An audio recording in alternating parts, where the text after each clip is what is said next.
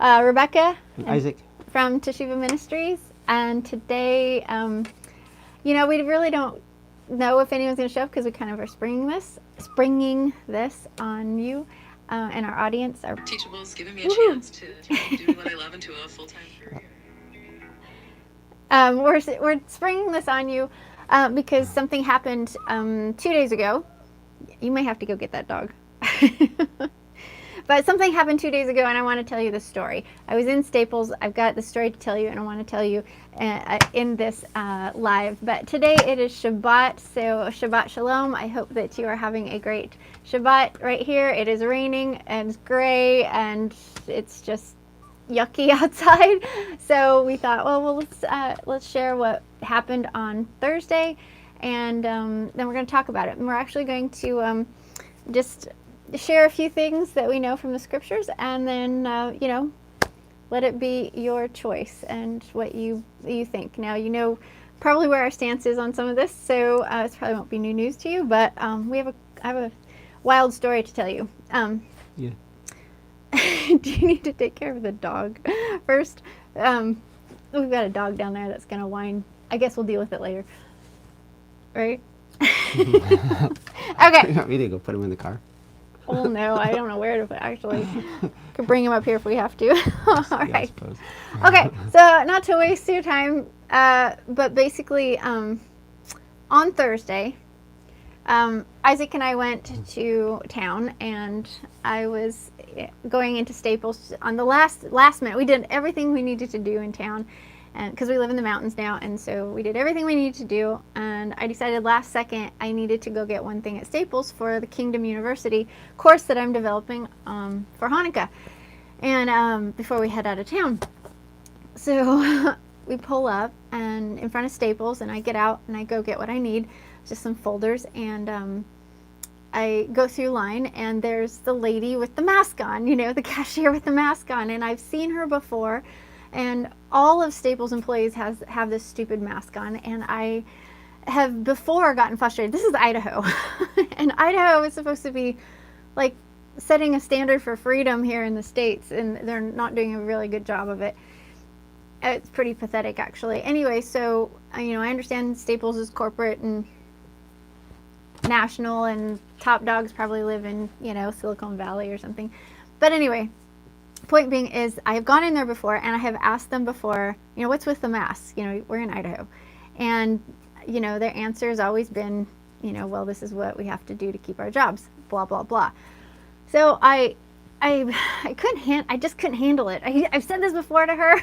I don't know her by name. It's hard to remember what her face looks like because she has a mask on, but she's been there quite a while since I've shopped there.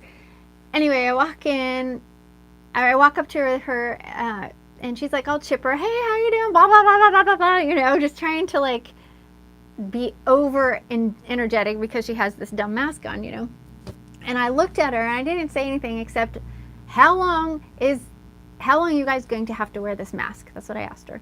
And instantly, her whole attitude fell.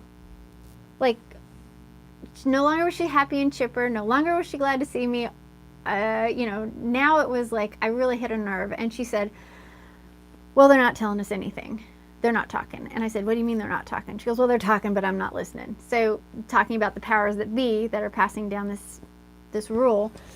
And so I looked at her, and I was like, I was shocked. I said, okay, so, and I can't remember the conversation exactly, so I'm going to paraphrase. But basically I said, so are you okay with that? And she goes, well, no, I hate it. And I said, well, why are you here still? Why are you here? And she goes, well, I need it I have to have it for my job. I have to obey in order to have my job. And I said, no, you don't. And here, there's this line of people behind us, and I'm starting to have this really serious conversation with this lady. And I said, you don't need this job. Go get another job. She goes, well, I have to have this job because I have to pay the bills. So in her mind, all of a sudden, she's dependent on Staples to feed her, right? Yeah, I don't know, maybe she thinks it'll be the same everywhere else, and there's nowhere else to go, or... Which is ridiculous, because you can go right down the street and find other companies that aren't requiring this of their employees. Well, yeah, and when you go paycheck to paycheck, and you don't have, a huge reserve. Mm-hmm. It's kind of hard. It's hard to think about transitioning. Right. That she may not. I imagine she couldn't see like, how am I gonna Navigate get by this. from here until there, and Mm-hmm. navigate. Good word. And, a lot of times I feel like this is because people who are in this position where they're thinking like this, they haven't actually ever walked out their faith. They haven't actually ever seen, put their life on the line and seen Yehovah come through for them. Well, number one, they don't even know Yehovah. They don't know his name. So, anyway, let me, so let's see, I don't want to forget really important parts of the story, but basically, she said, they're going to require the vax, and I don't know what to do. I'm really struggling with this. And she's saying this out loud to me, and there's people behind me, and she's saying she doesn't know what she's going to do. She said there are people already giving in their 2-week notice. Her friends there that other employees that she's been working with are giving in their 2-week notice, and she doesn't know what to do. She said, that's kind of where I'm at right now, is I'm still trying to figure this out. And I said, well, you don't want to take the vax? She goes, well, I think she goes, and she's being absolutely dead serious. This is what she says. She said, I'm going to pay for my grave site. I'm going to take care of my death, everything that is all the expenses, funeral expenses. Yeah. Make sure that's all covered. She's going to make sure that's all covered so that she doesn't put out her family, as in her words, don't put out my family, and then I'm going to go take the jab. That's what she said to me. Did you hear that? She's going to go prepare her funeral so that it doesn't put her family out, and then she's going to go take the jab. And I looked at her completely horrified. Like, I just stood there. I just was dumbstruck, and I couldn't move. And I was looking at her, and I was like, so you're going to pay for your funeral so you can go get the jab, so you can keep your stupid job at Staples because you're not trusting in. I said, I don't know if you're a Bible-believing girl. And she goes, oh, yeah, I'm a Christian. And I said, well, you know that this is the mark, right? And she goes, yeah, I know that. And I was, again, dumbfounded. And I said, you know what happens to people who take the mark, right? And she goes, well, yeah, I know that. And at this point, she had bagged my stuff, handed it to me. She was kind of walking with me away from her cash register. And she handed it to me. And there were people in line back there, and they were hearing me. People were hearing this whole conversation. And it was a little bit more than what I'm saying right now. But these are the basics. And she says, yeah, I know what happens to people who take the mark. And I said, don't take the mark. I looked her right in the eye, and I said, do not take the mark. At all costs, don't take the mark. And she looked at me, she goes, yeah, okay, yeah, right, don't take the mark. Like, and she started saying that over and over to herself.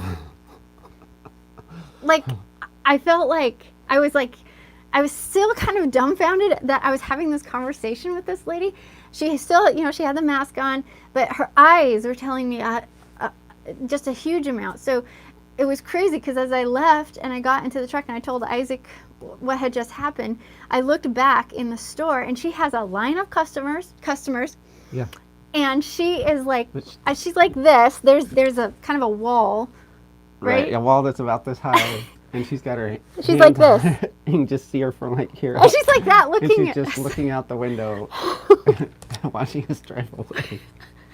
It was really surreal. Was a trippy. But I came in and I told you I came to the truck and I told you what had just happened, and that this lady had decided she is going to take her job over life. Has no concept, absolutely none, of what's available to her in Yehovah, and she's willing to prepare her funeral. And another thing she said to me, she said, I have a sister in Canada that I want to go see. Her sister who's older in Canada, and I want to go see her before she dies. So since she's like, I have to take the vax to do that.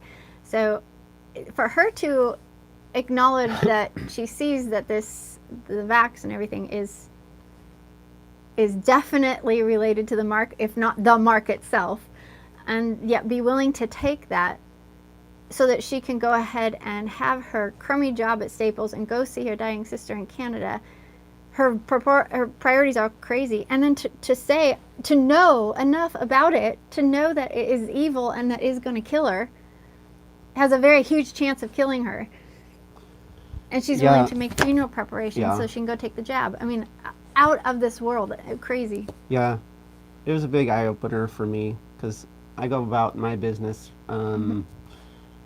thinking that everybody's acting the way they are and making their decisions because they don't understand. I think they just don't see it, and that's why. But then here's somebody who sees things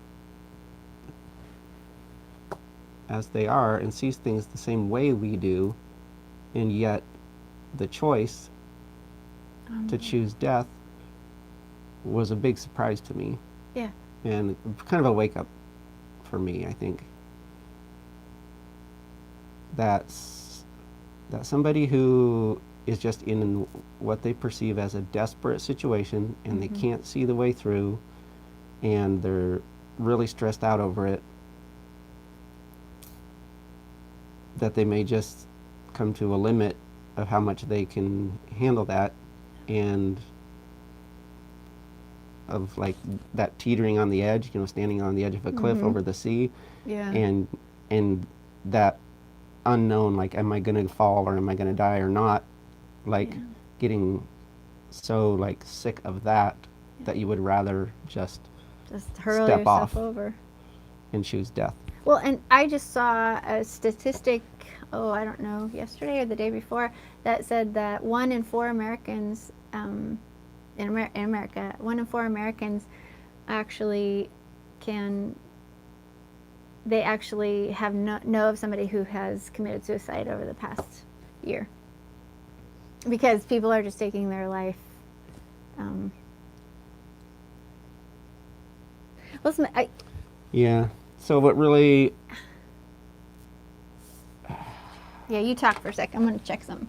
I just kind of want to make sure that the voice is going on this. Did you check it? I did at the beginning. Okay. There we go. Okay. Sorry, I just had a brain. A brain fart. Okay. No, go ahead.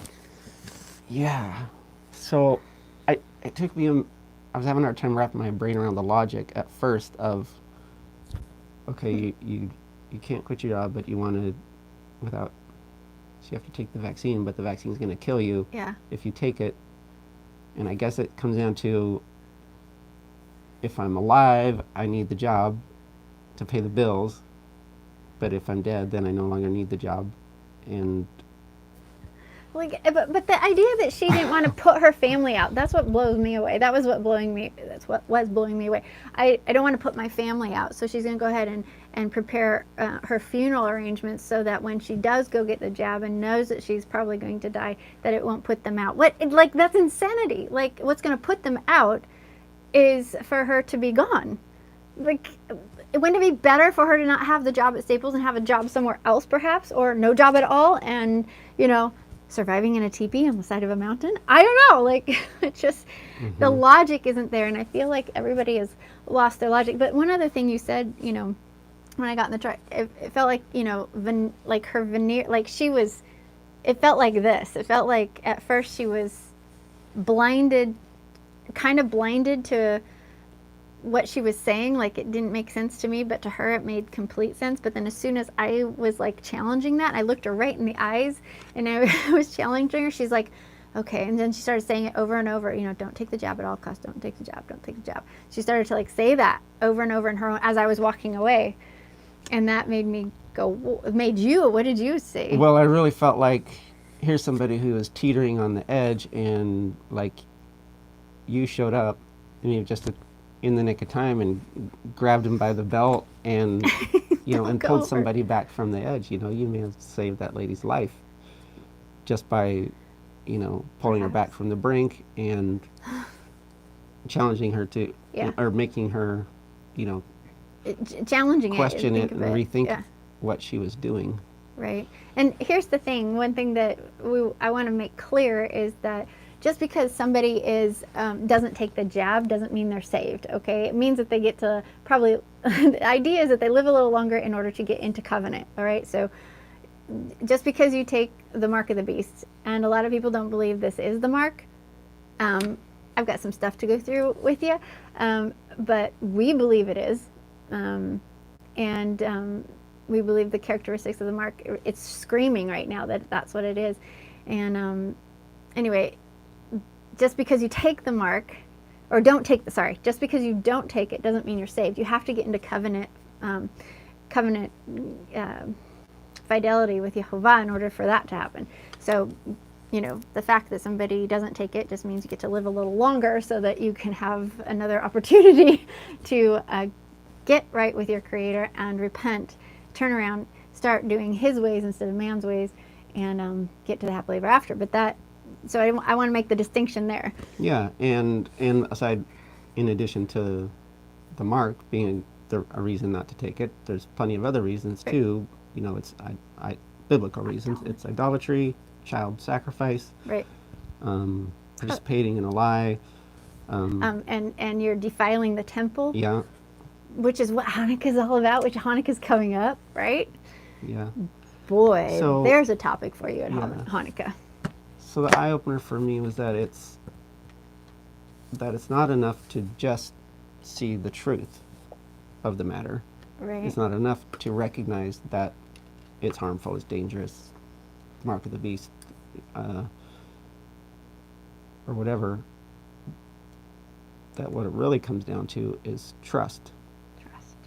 That's where he went with it in the truck when we were driving home. That's what was striking me anyway. And maybe it's because that's where I'm at, and it forced me to question, do I really trust? Do you?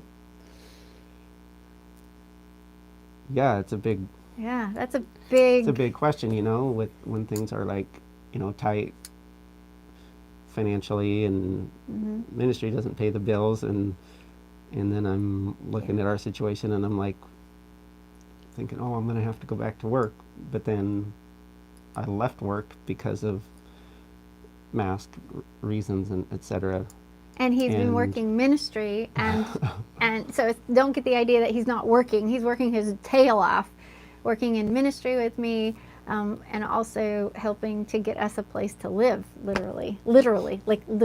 So he's working, but he's just not working building someone else's kingdom for a little paycheck. You know, so when he left, I love his story. I love, like, last year when he was working trucking locally, and was having had issues for 6-7 months with the whole mask thing. But you got to work for quite a long time into the whole thing. I think it was October. So he worked all the way into October without issues that were gonna really be like super challenging. He had challenges, but he was having trouble with deliveries, right? And just couldn't. It was ridiculous. He couldn't do it anymore. And his own company basically said, either you're going to, or... Well, yeah, it just became clear that, you know, kind of customer comes first sort of deal, and they weren't gonna... Yeah. Probably weren't gonna back me up, or they weren't backing me up. Right. And so it just got too stressful, and, you know, and the days were numbered anyway. Yeah. That was clear. But then but we have lived in, as a family, we have lived in a state of living out our faith, like, under all circumstances, in all situations, for a long time. And so we have this history, and we can remember, and so, you know, with this his Ezer's help, he jumped ship, and literally within a week or so, somebody, same week. You know, Yehovah sent provision in a way that we never expected, and but then here's the thing: is that provision from a promise of another human being didn't last as long as the human being promised. So, if you know what I mean, it's Yehovah is the one that provides, not another human being. So he's going to provide for his people through each other, or miraculously, you know, like he did with the ravens and all that other stuff for was Elijah or Elisha? I can't get them over straight. But anyway. Yeah, and so. Go ahead. So that was exactly 1 year ago. Right. Oh, yeah, that was. Yeah. Yeah. In fact, I think the day I ran into that other driver Was the day. that I used to work with. That may have been Wow. to the year, Yeah. the year to the day. Yeah. So then I have to look at it again and say, well, what about now? You know, if I was in that latest situation, Mm-hmm. you know, living paycheck to paycheck, dependent on, Yeah. feeling like I was dependent on that paycheck to keep up and keep things going, Mm-hmm. would I trust that Papa would help me find another job that would work, or to provide some other way? Some other way. So it's just good to re-look at that. Now, I want to tell you, Yehovah provides. I have no doubt in my mind he provides, he takes care of his people. Now, that does not mean that you get lavish, you know, it doesn't mean you get what you're going to get at the happily ever after. Okay? He says, you know, in Proverbs, or where is it? It says, no king is saved by the size of his army, no warrior escapes death due to his own great strength. A horse is a vain hope for deliverance, for despite its great strength, it does not save. But the eyes of Yehovah are on those who fear him, and on those who trust in his unfailing love, to deliver them from death and keep them alive in famine. Okay, so but keeping alive in famine doesn't mean, you know, gourmet food and all that you probably always desired, but he comes through. And I want to read you something from Josephus that is totally amazing. Hey, I wonder if you'll throw that light on, because I think it's like blowing us out really weird.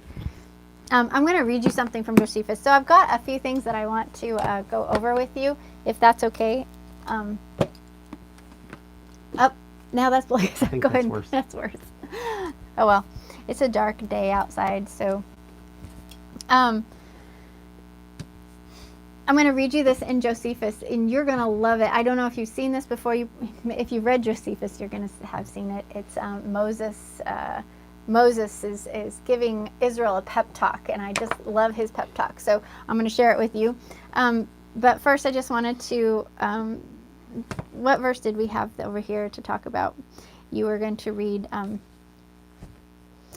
I've got some stuff on the mark that I just want to mention. Now, we've already done a TM show, talk show on the mark. It's called the Mark of the Beast and the Seal of Yehovah. And go back there and look at it. I know there's more information coming out. I know that, you know, people, other people have studied this and whatnot, but this is just where we are with it at this point.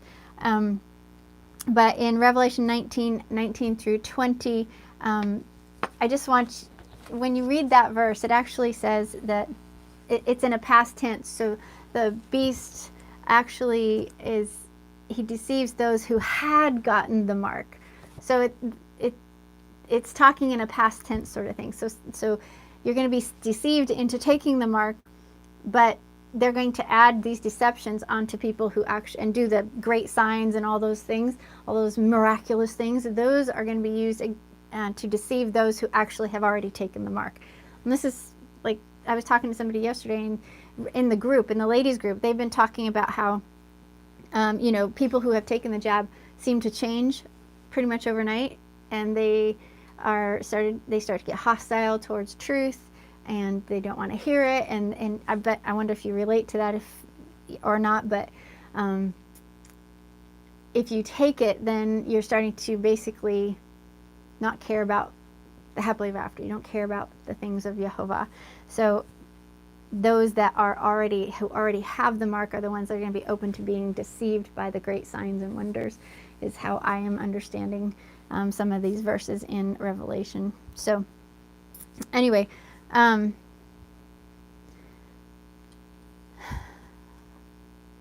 got some other stuff in here. I'm trying to figure out like where exactly to go with this. What did I want to read there? Oh, I just grabbed a couple out of here. The snare. That one. Okay. Oh yeah, and I have that one. Let's talk about the snare. So this morning when I was looking at this, oh, one other thing. If you want to know, if you want a good list of, you know, links to go look at what this Vax is and what's in it, on our website, there is up on the top, in the drop-down menu, you'll see, I think it's under COVID. I can't remember, but it might be under members. But go up there. I've got a list with hyperlinks that will take you to incredible teachings and people who know about this and know exactly what's in it and stuff, and who are trying to they're putting their life on the line to say, no, don't take it. So go over there and look at this because it is a big, fat lie. All right, the snare. Matthew 24, 3 through 13. Let's look at that. I'll put my glasses on. So everybody, do you have your Bibles? Look at Matthew 24, 3 through 13. Okay, Isaac. Yeah, I'm looking for a version that actually uses the word snare. This is What do you recall what verse I'm gonna just that word was in? here. I'm gonna read the whole thing. I don't know, but Matthew 24. We're gonna start at 3. As Yeshua sat on the Mount of Olives, 4 of his disciples, Kepha, Yaakov, Yohanan, and Andrew, came to him privately, saying, "Tell us, when will these things be, and what will be the sign of your coming and the events at the end of the age?" And Yeshua answered and said unto them, "Take heed that no man deceives you.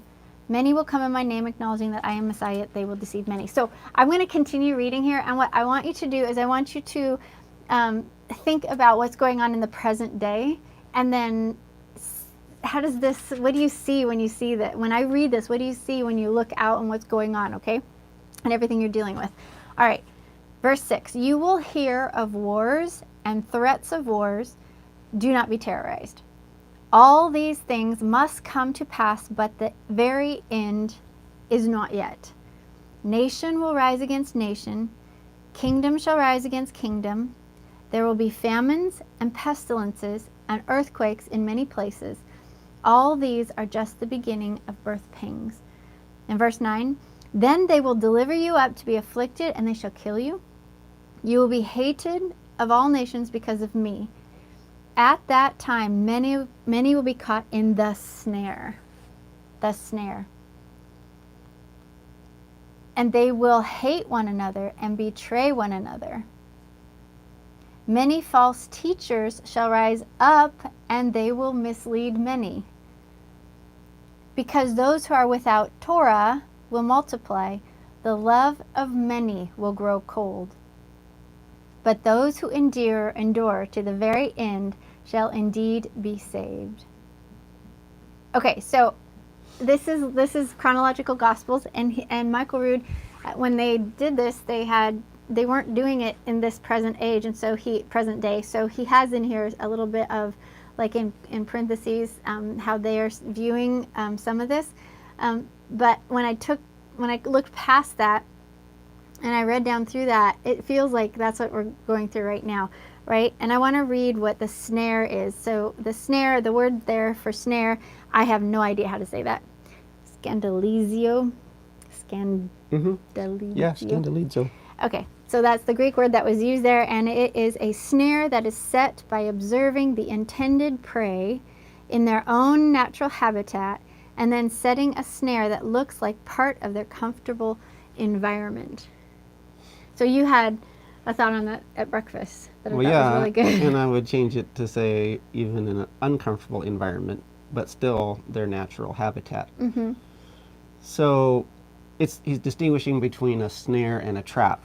Mm-hmm. A trap would be you like set some bait and you try to lure somebody Like out of their path, right, into a trap, maybe, right? Yeah. To catch them. Mm-hmm. But the snare just catches them when they're going about their business as usual. This is what you would do with an animal, right? When Yeah, you're you trapping would just and stuff. set a snare right. You'd find the animal trail and then set a snare right in the trail, Right. or over it. So when the animal was just passing by, like he does every day, Right. get him. And so I was thinking of somebody commuting to their job. Right. That path they travel every day. I go to work, Go to work. and that's their That's their path, their natural, comfortable path. environment. Or somebody goes to school, or somebody goes to their appointments. They go to the doctor. Yeah, I was going to say the health field, the medical field is like, we'll just go to the doctor for that. We'll get our annual checkups for that. So then the evil one is putting a snare in the middle of that path, so you can't keep going. And the snare is that you basically take it, so you can keep going in that comfortable path. Yeah, right? so I think it's distinguishing like people aren't. We're not talking about people being. It's not talking about people being lured off out into the desert to see some strange sight. Right. No, this is right in the daily It's just something life. that's dropped right in someone's pathway get to work. Yeah, so I have to read this again. So this is Yeshua's words, and listen to it in context with everything we're going through and that we're seeing happen around us.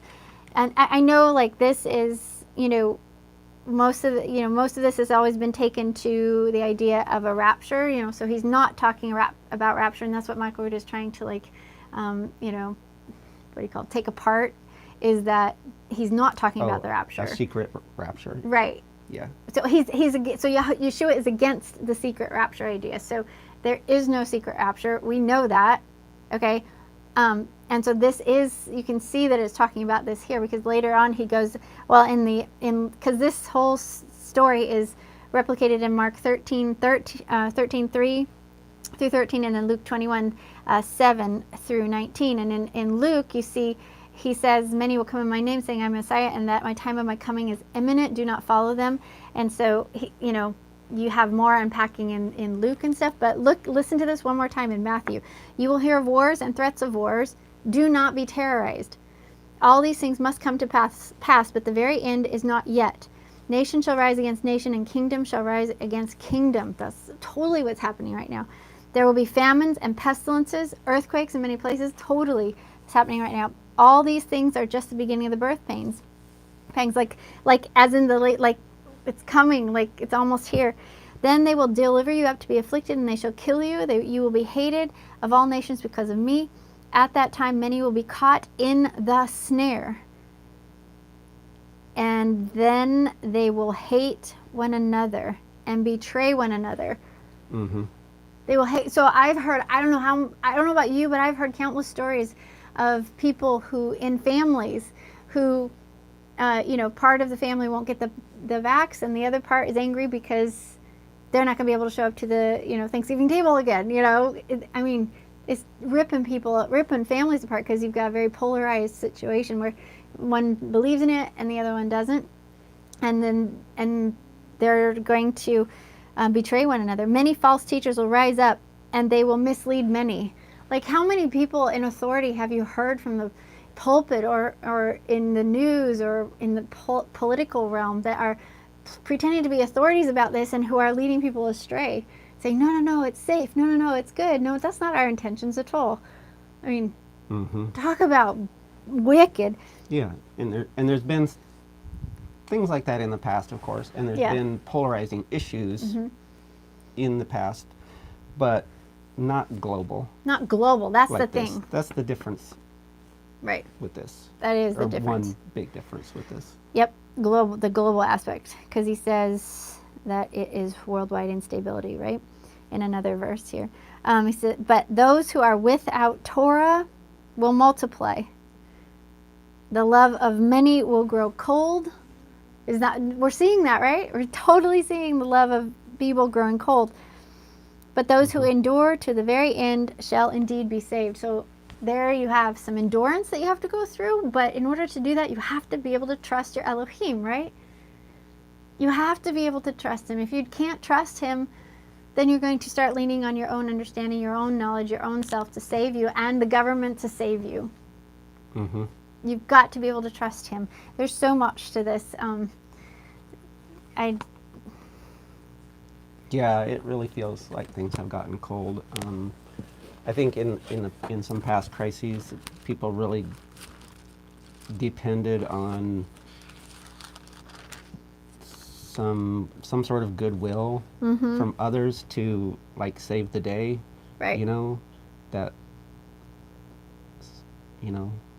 And yet now it's like, well, the side that's pushing the vax has finally just said, you know what, there's too many people on the planet anyway. There's not room for us all. Right. So we just need to kill a few billion. Some millions, billions. Yeah, billions. Yeah. They want to. And then, you see this attitude of people, well, if you're not going to cooperate, then basically screw you. Right. And, and so what if you can't buy food for your family or whatever? Yeah. It's like, because you won't wear a mask or whatever. It's just the screw you had. And then, like your story, the love of that way for herself. Right. The love of her own life. Like in Yeshua says, and I have in here, Yeshua says that unless you you must love him over yourself and him over your family. I mean, let me just read Matthew 10:34 to 38. Let's just read that one really quick. Matthew 10, go to Matthew 10:34. Can you put your finger on the screen there and just see if it will stop from blowing us out? 10:34. Oh, what if it interrupts our... Okay, well, never mind. Don't worry about it. Our broadcast. Let me pull this a little bit. Okay. Okay, 10:34. Matthew 10:34 to 38. Do not suppose that I have come to bring peace to the earth. I did not come to bring peace, but a sword, for I have come to turn a man against his father, a daughter against her mother, a daughter-in-law against her mother-in-law. A man's enemies will be the members of his own household. Anyone who loves his father or mother more than me is not worthy of me. Anyone who loves his son or daughter more than me is not worthy of me. And anyone who does not take his cross and follow me is not worthy of me. Whoever finds his life shall lose it, and whoever loves his life for my sake will find it. Loses it, sorry. And whoever finds his life will lose it, and whoever loses his life for my sake will find it. Sorry. I think that for my sake phrase is kind of important. Mm-hmm. It's not enough just to lose your life. Right. It has to be for his sake. But interesting that he comes to divide. So right now what we're seeing is we're seeing a division between the wheat and the tares, right? So it's starting. It's been going on for a while, right? So there's this sifting going on to find the righteous and the Melchizedek priests who will stand up and not be a part of the world. But here's one I thought was in Proverbs 29:25. Fear of man will prove to be a snare. The fear of man will prove to be a snare. But whoever trusts in Yehovah is kept safe. There are so many verses in here like that. But the idea that so the idea is you fear man. So she's fearing that man is going to take away her job. So she's going to do whatever man tells her to do so she can keep that job. When in the long run, by doing that, she's not put Yehovah above man. So she's worshiping and sacrificing her own life, knowing better. That's the crazy thing. Knowing better. She's going to sacrifice herself on the altar of this God that's demanding her worship. And she's not going to trust Yehovah to come through for her. And, I have to say that in the Christian world, I feel like and this is a little rant, but in the Christian realm, even from when I was a child, I'd look and I'd see all these sick people in church. I'd see all these horrible things happening to church members, and I really couldn't see where there was a lot of protection, duh, now I know, is because they say they're under grace. The Christian church screams we're under grace, but they're not under grace, they're under mercy. Mercy is going to be withheld. His hand of mercy is going to be pulled back from the Christian realm because they are totally lawless. And when that happens, they're going to be taking part in the plagues of the nations because they are not in covenant fidelity with him. They're not under the protection of the covenant. They have broken his law. So I just, when you come from that, so she's a Christian, so she comes from that standpoint of probably seeing in her church realm, where's the division between here's what happens to a bad guy and here's what happens to a good guy. I mean, Christians are constantly trying to rationalize why bad things happen to good people, right? That's another trail we could go. But that's like Psalms. Let me read this. Psalms 91, 1-16. He can't help you. He can't save you. He can't protect you if you are breaking his law, people. 91, 1-16. All right. So here's 9. Yeah, I'm sure you all know this. He who dwells in the shelter of the Most High will rest in the shadow of the Almighty. I will say of Yehovah, he is my refuge and my fortress, my Elohim in whom I trust. Surely he will save you from the fowler's snare. There it is again. And from the deadly pestilence. He will cover you with his feathers, and under his wings you will find refuge. His faithfulness will be your shield and rampart. You will not fear the terror of night, nor the arrow that flies by day, nor the pestilence that stalks in the darkness, nor the plague that destroys at midday. 1,000 may fall at your side, 10,000 at your right hand, but it will not come near you. You will only observe with your eyes and see the punishment of the wicked. If you make the Most High your dwelling, even Yehovah, who is my refuge, then no harm will befall you, no disaster will come near your tent. Okay, so that's hard to hear from a Christian pulpit and go back to dealing with, all this stuff that everyone deals with, and pain, sorrow, suffering. So how do you look at that verse and go back into your Christian realm and say, well, he said this, but this is actually reality. So, but I'm on the right path, aren't I? So where's the protection for, what I'm saying? So I know those thoughts go through people's heads and go through or goes through that lady's head, is like, well, yeah, I know I'm supposed to trust him, but in the end, I don't really trust him, because I see a lot of like pain, sorrow, and suffering in the church. So, do you know what I'm saying? I think so. You think so? I could go out. That's a totally different topic, I think. But when you're in covenant fidelity, he makes promises. He makes promises to those who fear him, right? So if you fear him, and fear is related to obedience, right? Whoever you fear is who you're going to obey. So if you fear Yehovah and you're going to obey Yehovah, then if you fear him, then you're going to obey him, right?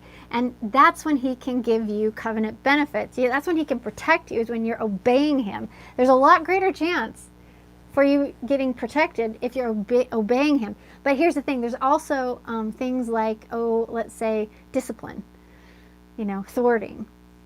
So he loves his children, so he is going to discipline. But that is different than, let me try to figure out why all this nonsense is happening, all this pain and sorrow and suffering is happening to... This is the other thing, is that Christianity basically teaches that you can arrive to some level of comfort and then you've arrived, right? It's like, if you go to this seminar then on marriage, then your marriage should be right here. If you go to this thing on being a parent, then you should be able to parent and just to float through life. It doesn't happen that way. There's all kinds of factors involved. We've got evil, we've got us, we've got history, we've got there's so much involved with why things are like they are. But to trust Yehovah is like everything. He says his name right here. Okay, so here's the thing. He talks about his name. Let me see if I have a hard time when I'm here looking at here, but he's looking at my notes. Okay, where's the name? Where's the name? Name. Do you see? I don't. Oh, fear. Okay, when they cry peace and safety. Trust. Oh, here we go. The name is connected to obviously no fear. So Psalms 9:10. Here, you do that one. So you get Psalms 27. Let me write this. Psalms 9:10. I want to read you Moses' thing here in a second. Psalms 9:10. All right. Those who know your name will trust in you, for you, Yehovah, have never forsaken those who seek you. Okay, did you see that? The name is connected to trust. It's connected to provision. He's not forsaken those who seek him. Psalms 27, what does it say? Some trust in chariots, some in horses, but we will remember the name of Yehovah our Elohim. The name. So we're not going to trust in anything but the name, right? And the problem with the Christian church is they don't know the name. They don't know the name. And don't spiritualize it. Don't tell me, well, he knows my heart. He demands that you speak his name. If you don't speak his name, you're in violation of the third commandment. Okay? If you don't speak his name, you're making it invalid, which means you're in violation of the third commandment. Okay, Proverbs 18:10. The name of Yehovah is a strong tower. The righteous run to it and are safe. The name of Yehovah is a strong tower. The righteous run to it and are safe. Okay. Psalms 118:8, will you? Oh, sorry. No, go ahead. Yeah. No, I'm trying to think how this connects back to our main topic. Psalms 118. Oh, yeah. 118:8.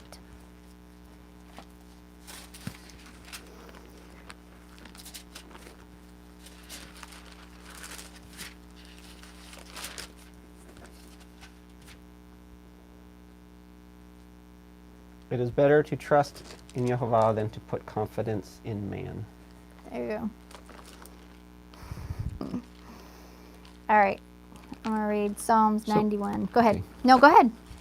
Go ahead. Psalms 91, 1 through 16. No, I already read that. Okay, go ahead, Isaac. Well, so our topic is don't make a deal with Death. death. Right. So, like in the lady in the story, do people feel forsaken? Like I think abandoned to just Yeah. figure it out on their own and do the best they can? Well, yeah, I think so. I think that was kind of where I was trying to get to. You always say things in better words than me, but Yeah. like, And you're saying because they've been set up by saying that if they're in his will, if they're seeking him by going to church, right. then they'll have the evidence of that will be a comfortable life. Right. Right. He says things so Right. much better than me. Oh, yes. So then when things aren't comfortable Yes. and the path isn't clear, then they assume they've been What else? abandoned. What else? When you read this, and there's so many promises of being protected, and you don't see that actually lived out in your own life.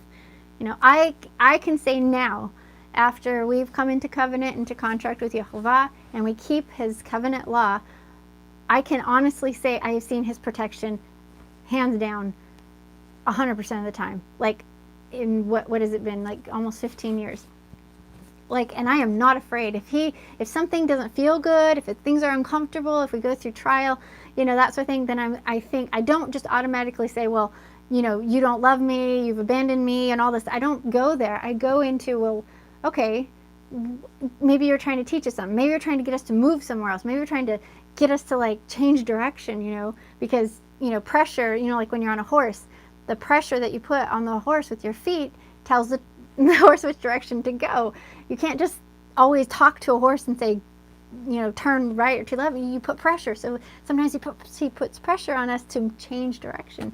So that can be uncomfortable, but that doesn't mean he's abandoned you. Right. That's good.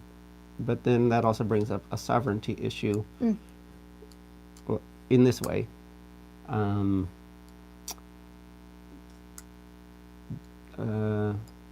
This is the job I have. Oh, yes. This is where I'm at. Yes.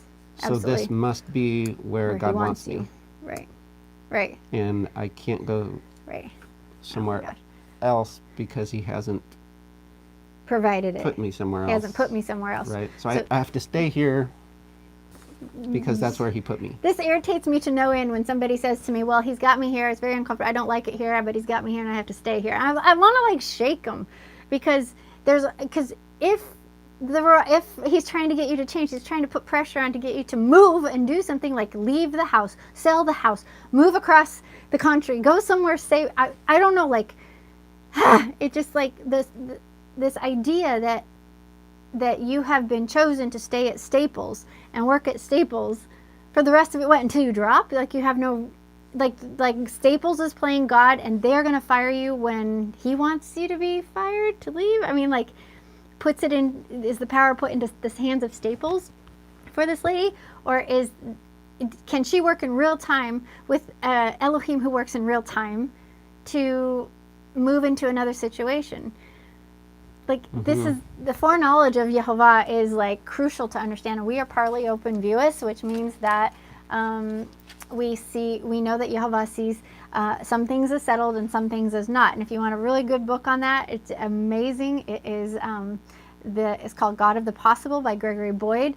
Unbelievable, screaming good book. I got it from my mods this past couple weeks ago, and we're going to go through it together. But basically, he knows the end of the story, but he knows certain things as settled because he is Elohim, but he also knows some things as not settled, as in, you know, free will. Like, you literally have free will. So I don't understand people that feel stuck. There's change available, and he wants you to move. Most of the time, he's like, he doesn't care. He just wants you to be in covenant with him. So if you're in a teepee in the mountains, keep his law. If you're in a log cabin in the woods, keep his law. If you're in the city, in a high rise, keep his law. If you're poor, keep his law. If you're wealthy, keep his law. If you're single, keep his law. If you're a parent with lots of children, you're single parenting, keep his law. You know, it's pretty simple. Like, it's not complicated. You know, he doesn't care what kind of socks you put on. He doesn't care, you know, what color you paint the house.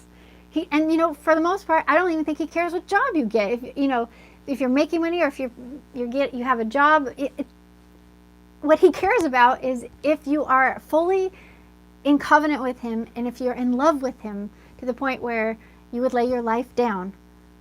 You know. Sorry, I don't. Mm-hmm.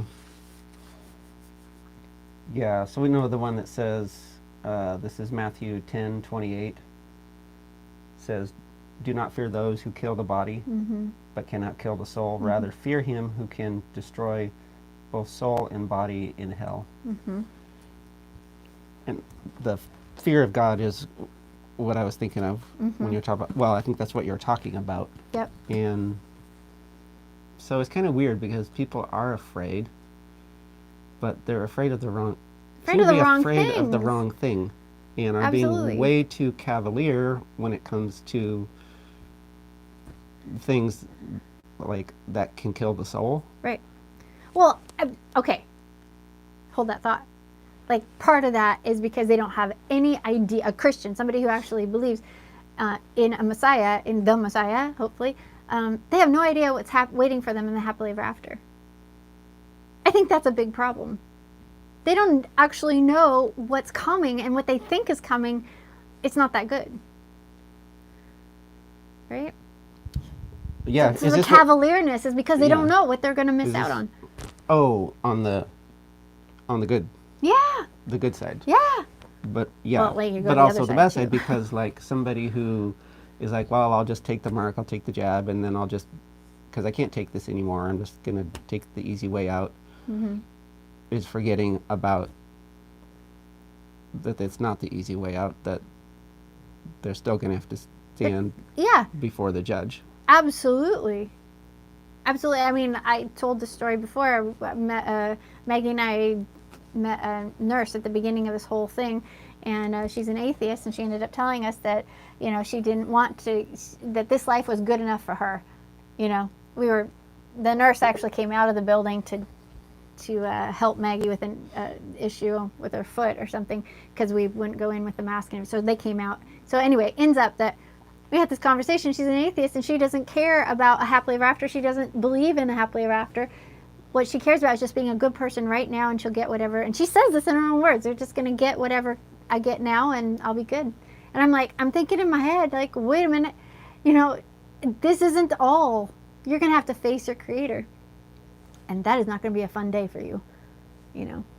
So there's, you know, when it comes to fear, I mean, like, I want to read you, to end, I want to read Josephus here for you before we go. But I know this is kind of, we've kind of came into this not super prepared, but we wanted to share that story with you. And I wanted to just go here for a minute live with you this Shabbat. But fearful. So Revelation 21:8 says,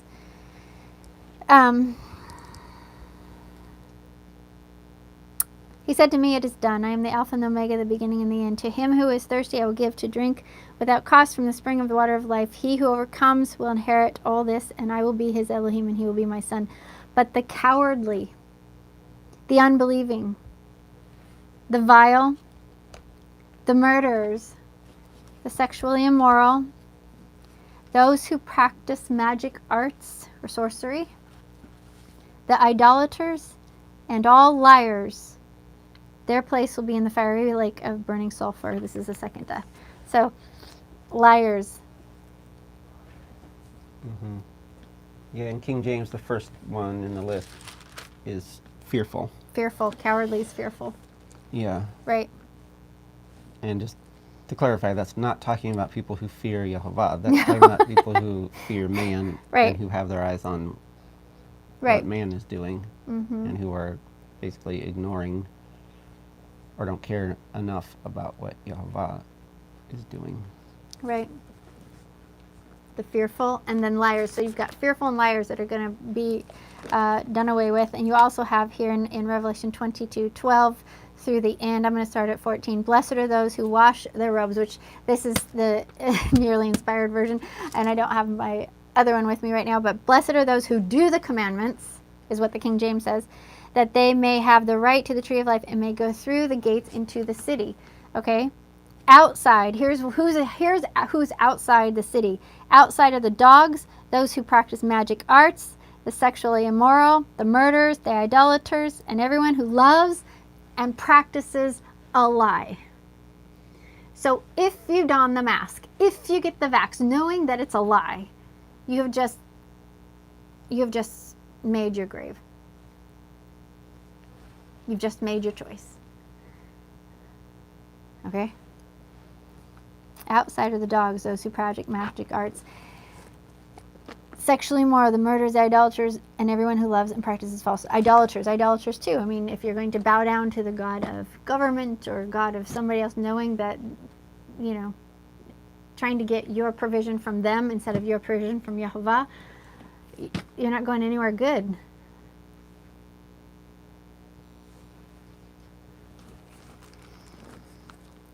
Psalms 44. I'm going to go ahead and read these. Psalms 44. Blessed is the man who makes Yehovah his trust, who does not look to the proud, to those who turn aside to false gods.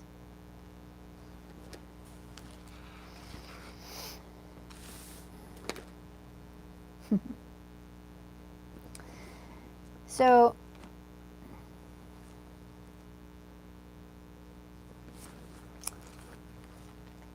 Jeremiah 23:14. I want to read that one. Jeremiah 23:14. There's so much in here. There's so much in your scriptures about this. Just open it. 23:14. All right, check this out. And among the prophets of Jerusalem, I have seen something horrible. They commit adultery and live a lie. They strengthen the hands of evildoers so that no one turns from his wickedness. They are all like Sodom to me. The people of Jerusalem are like Gomorrah. So, if, you know, what's going on right now, with a lot of you probably know, is like in the Christian church, you have these pastors who are getting up in front saying, no, it's okay, go ahead and take the vows. We need you to take the vows. And they're demanding all this stuff of their congregation. They are like Sodom to Yehovah. Listen to that. I've seen a terrible thing. They commit adultery and live a lie. They strengthen the hands of evildoers so that no one turns from his wickedness. And that's like Sodom to him. So they strengthen the hands of the wicked. So by them agreeing, by congregations and people that say that they believe, when they agree with the government on this and they agree with the wicked people that are in control of this, they're strengthening the hand of the wicked for them not calling it out. And Yehovah says that's like Sodom to him. So, wow. Did you find something?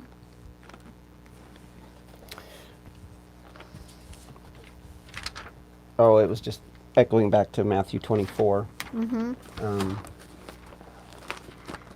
Because he had just left they just left the temple where he was lamenting over Jerusalem. Yeah. How they killed the prophets. And he was berating the scribes and the Pharisees. But grieving also for Jerusalem. Yeah. So yeah, he pronounces judgment on Jerusalem and on Israel, but then at the same time Yeshua was grieving over Jerusalem. O Jerusalem, Jerusalem, killing the prophets, stoning those who were sent to you. How often would I have gathered your children together as a hen gathers her brood under her wings, and yet you would not. Behold, your house is forsaken and desolate. And then, as they leave the temple and are walking away, one of the disciples points out the lovely building next door and says, hey, so how about that temple? Sounds like that a change of human subject. response of like, so How about them Lakers? And our inability, It's not our good. reluctance to face the truth. To face the truth, right? And to face our judge, our creator and our judge. And it's good to have a wake-up call now and then. Be Right. forced to look at something. So are you going to read Josephus? I'm just going to read. I'm going to read you in Revelation just one thing. 15:2 in Revelation, I saw another great and awesome sign in the heaven: 7 angels, 7 plagues, and then which fulfilled the wrath of Jehovah. Then I saw what appeared to be a sea of fire and glass. I saw those who had attained victory over the beast and over his image and over his mark and over the number of his name stand on the sea of glass having harps. So those who have victory over the mark don't take it. They get to stand on the sea of glass. But you have to overcome it. You can't have that mark and then get here. Okay? And like a lot of people have been telling me, oh, if you accidentally took it and you can get cleaned up from it. No. You do your study. This is a done deal. It's in you. Graphite oxide's in you. Done deal. Okay. And then Revelation 3:8. And then I'm going to read Josephus. And then we got to go. But Philadelphia. How many of you know the Church of Philadelphia, of course? Listen to this. The whole thing is good. I know your works. Look, I have set before you an open door that no man can shut. Talking about Yom Torah and the believers that believe in him. You have a little strength, and I have kept my Torah and have not denied your name. So those who believe in Yeshua on Yom Torah will have instant access to him. Verse 9, behold, the assembly of Hasidon, those who lie and say they are the Jews or Israel, but they are not. I will force these posers to bow down before you and kiss your feet, and then they will know that I have loved you. Wow. Because you have endured and kept my Torah, kept his covenant law. I will also keep you in the time of temptation that shall come, and some versions say the tribulation, that shall come upon the entire world to test everyone who dwells upon the face of the earth. Okay, so he's going to keep those who are in Torah, in covenant observance with him, a covenant, I'm tired today, who are keeping the covenant law. He is going to keep them during the time of tribulation that will come over the entire world. That's happening right now. Mm-hmm. Tribulation I like it that it is said happening. testing. Yeah. Because that's what tribulation is for. Is to test. Is to test. And that's where the whole separation between the sheep and the goats, the wheat and the tares, it's to test. It's like, who's on what side? Let's get off the fence. I want you hot or cold, not lukewarm anymore. So done deal. Either you're for me or against me. Either you're going to trust me or you're going to trust someone else. You're going to trust man. And this is the time of tribulation. You have to trust him. You have to jump into his arms, not jump off the cliff because man tells you to. You have to, just go for it and let Papa be your Elohim. You know, we serve an Elohim because we're not big enough to be our own Elohim, right? That's the idea. We choose an Elohim and we say, and there's only one. There's only one good Elohim, right? That has our interests at heart and loves us and who created us and created everything. I've chosen to sacrifice to him, to YHWH Elohim, because he has a very good track record, right? He's the only Elohim that has made us an offer that leads to life. That's right. Good. Well said. So don't make a deal with death. Don't make a deal. See, there you go. Bring it right back around to our thumbnail. We struggled over that one, trying to figure out what kind of thumbnail to put on our video here. That's right. Yeah, or how about don't trust a liar. Don't trust the liar. Don't make a deal with the liar. Don't make a deal with the devil, the liar, with death. So yeah, he's the only Elohim that has a path to life. That's right. And so, behold, I am coming soon. Verse 11, Revelation 3, verse 11, behold, I am coming soon. Hold fast to that which you have, so that no man can steal your crown. You could totally lose it. He who overcomes will I make a pillar in the temple of YHWH, and he shall go out no more. I will write upon him the name of my Elohim, the name of the city of my Elohim, which is New Jerusalem, which will come down from out of heaven. I will also write upon him my new name. That's the reward I want. And he will come and he will come, and with him will be the reward, to give every man according to what he has done. Correct? Okay, so I'm going to end by reading you Josephus here. I'm going to read you a page, just this page, and just a little bit on the other side. Okay, like a quarter. But this is good. I don't know if you've seen this before, but this is like Moses. Okay, we're going to set the stage here. So this is Josephus, book 3, chapter 1. And I don't even know if these are like verses in here or how it goes, because it's chapter 1 and then it's got 1, 2, and 3, and they're pretty long sections. But anyway, all right. And now, okay, you ready? Sit back. Just relax for a second.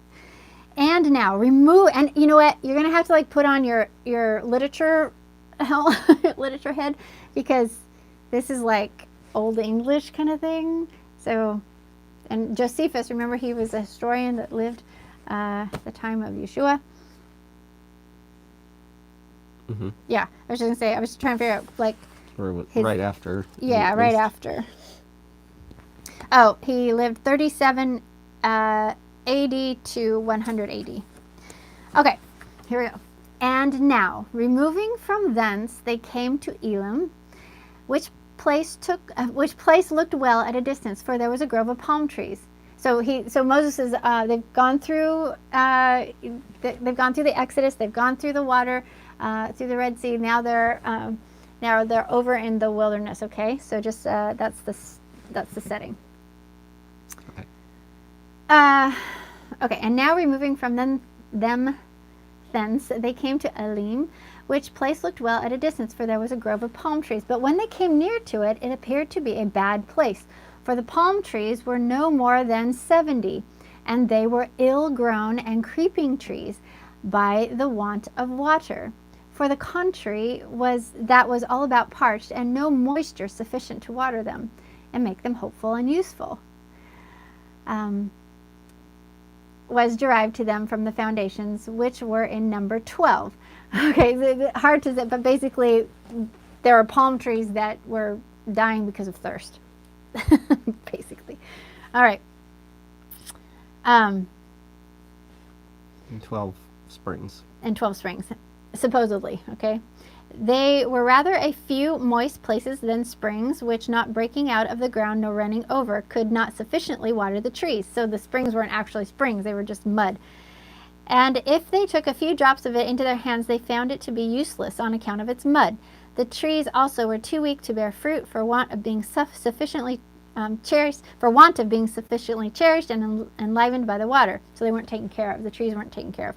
So they laid the blame on their conductor, Moses, and made heavy complaints against him, and said that this, their miserable state, and the experience they had of adversity. Thank you. Adversity. Why can't I say that word? I don't know. Say it again.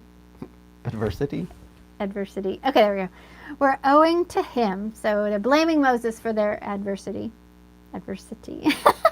For that they had then journeyed an entire 30 days and had spent all the provisions that they had brought with them, and meeting with no relief, they were in a very desponding condition. So they had traveled from the sea, or from Egypt, 30 days. So they were 30 days into the wilderness. They had used up everything that they had for provisions, and now they were blaming Moses for their condition. Verse 12, and by fixing their attention upon nothing but their present misfortunes, did you hear that? Mm-hmm. By fixing their attention upon nothing but their present misfortunes, they were hindered from remembering what deliverances they had received from Yehovah, and those by the virtue and wisdom of Moses also. They were very angry at their conductor, Moses, and were zealous in their attempt to stone him as the direct occasion of their present miseries. Okay, so they're so upset at Moses because they're so miserable. They're taking out all their anger they're blaming Yehovah, but they're going to take their anger out on Moses, and they've picked up stones to stone him. But as for Moses himself, while the multitude were irritated and bitterly set against him, he cheerfully relied upon Elohim and upon his consciousness of the care that he had taken of these his own people, and he came into the midst of them, even while they clamored against him, and had stones in their hands in order to dispatch him. Now he was of an agreeable presence and very able to persuade the people by his speeches. Accordingly, he began to mitigate their anger and exhorted them not to be over mindful of their present adversities, lest they should thereby suffer the benefits that had formerly been bestowed on them to slip out of their memories. And he desired them by no means, on account of their present uneasiness, to cast those great and wonderful favors and gifts which they had obtained of Jehovah out of their minds, but to expect deliverance out of those their present troubles, which they could not free themselves from. And this by the means of that divine providence which watched over them, seeing it is probable that Jehovah tries their virtue and exercises their patience by these adversities, that it may appear what fortitude they have, and what memory they retain of his former wonderful works in their favor, and whether they will not think of them upon occasion of the miseries that they now feel. Okay, so I got more to read here, but basically, do you see what just happened? So Israel is in the wilderness. They're 30 days in from Egypt. They are upset because they are starving. They're hungry. They've got all kinds of issues here, and they're blaming Jehovah, but they're going to take their anger out on Moses. They picked up stones to stone him, and he basically is cheerful. He doesn't forget Jehovah. He comes into their midst, and he starts to give this big eliquy about, man, don't forget what Jehovah has done for you. And he starts to persuade them with this amazing, Braveheart sort of speech. I love it. But I think this is just amazing. Expect deliverance out of those their present troubles, which they could not free themselves from. So, they're supposed to be expecting. Moses is telling Israel they're supposed to be expecting to be delivered out of the present troubles because they can't deliver themselves from this, right? That's why we serve this Elohim. This is the only Elohim that can get us out of our present miseries, right? And we're going to trust that he is going to free us from the things that we can't free ourselves from. Okay. But I like it. It's probable that Jehovah tries their virtue and exercises their patience by these challenges, that it may appear what fortitude they have and what memory they retain. So do you remember? I ask this of Isaac all the time when we go through hard times. Do you remember what he did for us in the teepee? Do you remember what he did for us in the log cabin? Do you remember what he did for us X, Y, and Z? I can name the times. I live with them right here in the forefront of my mind. I don't doubt for a minute that Yahweh is good and faithful and true to those who keep his covenant, the demands of his covenant, and we do. And I love him so much, and I trust that he is going to come through for us again. So, if you are that person in your family, you just keep saying that to your family. And read this. Go get Josephus and read this. I love this. I can read this every single day. All right, listen, I'm not done. I'm not done. His sentences go on and on and on. So here we are I'm trying to find the period in that long list. All right, he told them. So Moses told Israel, there in the wilderness, it appeared that they were not really good men, either in patience or in remembering what had been successfully done for them, sometimes by condemning Yahweh and his commands, when by those commands they left the land of Egypt, and sometimes by behaving themselves ill towards him who was a servant of Jehovah, and this when he had never deceived them, either in what he said or how he had ordered them to do by Yah's command. He also put them in mind of all that had passed, how the Egyptians were destroyed when they attempted to detain them, contrary to the command of Jehovah, and after what manner the very same river, the Nile, was to the others bloody and not fit for drinking, but was to them sweet and fit for drinking. And how, when they went a new road through the sea which fled a long way from them, by which very means they were themselves preserved, but saw their enemies destroyed.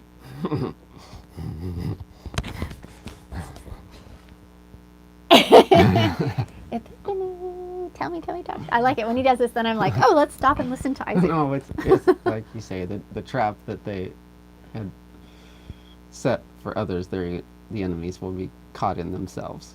Right. So the way out became freedom for the Israel, but death for the Egyptians. Mm-hmm. How cool! How cool is that? All right, I'm not done. All right. Let's see. And did you notice that the Nile, when it turned to blood, that it was bloody for the Egyptians, but it was sweet for them to drink? How cool is that? That's not in that's right here in Josephus. Okay. All right. And that when they were in want of weapons, Yahweh gave them plenty. Remember when the Egyptians kind of like floated up and on the beach, all their weapons were on the beach, and Israel got weapons. That's how they got the weapons, was from their pursuers. Okay. Oh yeah, that's right. We kind of figured that it was like bows, arrows. Whatever they had, it all and floated up to the spears top. Would probably all float. Yeah, and well, Josephus said, I believe it was a miracle. I believe Josephus says it was a miracle. To put them up on the shore, Yeah, probably. because they came up and then all the weapons are up there. Okay. Yahweh gave them plenty of them of the weapons, and so Moses recounted to Israel all the particular instances how when they were in appearance just going to be destroyed, Yahweh had saved them in a surprising manner, that he had still the same power, and that they ought not even now to despair of his providence over them. And accordingly he exhorted them to continue quiet and to continue that help would not come too late, though it come not immediately, if it be present with them before they suffer any great misfortune, that they ought to reason thus. So if there's trial and if help isn't immediate, then they need to think this way. This is what Moses is saying. Since we haven't had help immediately, let's think this way. And this is what he's telling them. Let me find my...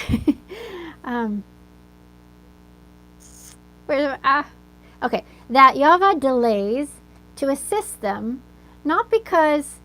Okay, so that Yahweh delays to assist them, not because he has no regard to them, but because he will first try their fortitude and the pleasure they take in their freedom, that he may learn whether you have souls great enough to bear want of food and scarcity of water on its own account, or whether you rather love to be slaves, as cattle are slaves, to such as own them and feed them liberally, but only in order to make them more useful in their service.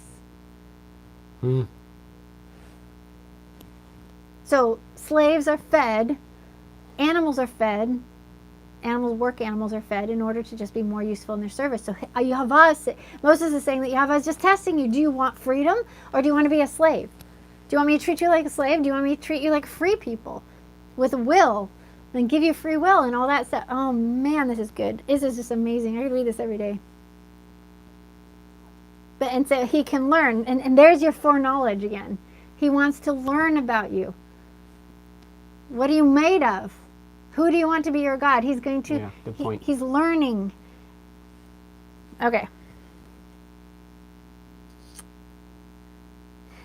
All right, verse 21. That as for himself, Moses is talking, that as for himself, he shall not be so much concerned for his own preservation, for if he die unjustly, as in them stoning him, he shall not reckon it any affliction, but that he is concerned for them, lest by casting stones at him they should be thought to condemn Yahweh himself. All right, just a little bit more. Verse 22.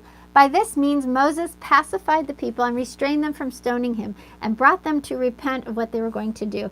And because he thought the necessity they were under made their passion less unjustifiable, he thought he ought to apply himself to Yahweh by prayer and supplication, and going up to the eminence, Yahweh, he requested of Yahweh for some succor for the people, and some way of deliverance from the want that they were in, because in him and in him alone was their hope of salvation. And he desired that he would forgive what necessity had forced the people to do, since such was the nature of mankind, hard to please and very complaining under adversities. And then accordingly, Yahweh promised he would take care for them and afford them the succor that they were desirous of. So then that's when he sent the quails. So, isn't that good? I love that. That's very good.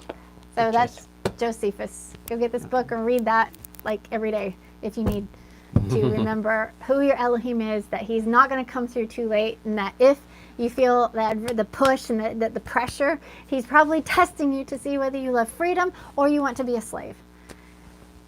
All right. Good. Good. I wish we had comments open, but we decided last minute to just not have comments open. So, because I know you probably have stuff to say, some good stuff to share. I'm sure you have more scriptures. And, this is actually our first live for a very long, we haven't done this for a long time. So, kind of had to get the wheels going again. But, Yep.